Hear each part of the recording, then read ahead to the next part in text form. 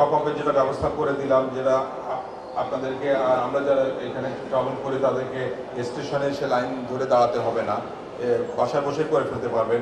এবং নেক্সট মান্থে আমরা ট্রাই করব একটা নতুন একটা অ্যাপ্লিকেশন তৈরি করার, যেটাতে মানে সোজা কথা হচ্ছে আমাদের এই স্মার্টফোনের ভিতর থেকে এটা করে ফেলা সম্ভব। আচ্ছা, আমি আরেকটা জিনিস যেটা বলতে চাচ্ছি সেটা হচ্ছে শুধু এখানে তো আমরা থেমে নেই এবং আমরা থেমে থাকবো না।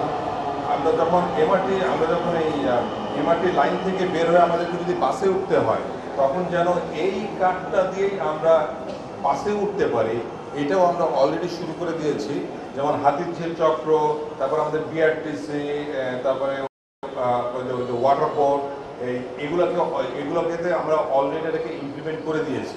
তার মানে ব্যাপারটা দাঁড়ালো কি, আপনার এমআরটি থেকে নেমে তারপরে যদি আমরা এখন বাসে উঠতে চাই, তাহলে এই একই কার্ড দিয়ে আমরা বাসে উঠে যাব।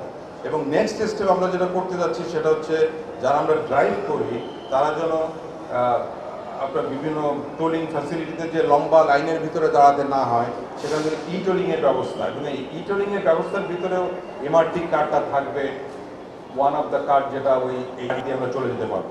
সোজা কথা হচ্ছে আমরা যেটা ট্রাই করে যাচ্ছি, আমাদের হয়তো বেশি দিন সময় নেই, আমরা শুরু করে যেতে পারছি, সেটা হচ্ছে একটা সিমলেস ট্রানজিশন, যেটা সোজা কথা যাত্রীর ভোগান্তি, যারা আমরা ট্রাভেল করবো তাদের যেন এই ভোগান্তি থেকে আমরা বের হয়ে আসতে পারি।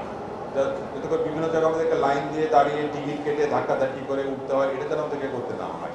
তো এইটাই আমাদের প্রধান, এটা আমাদের ভিশন। এই ভিশনটা নিয়ে আমরা এগিয়ে যেতে চাচ্ছি।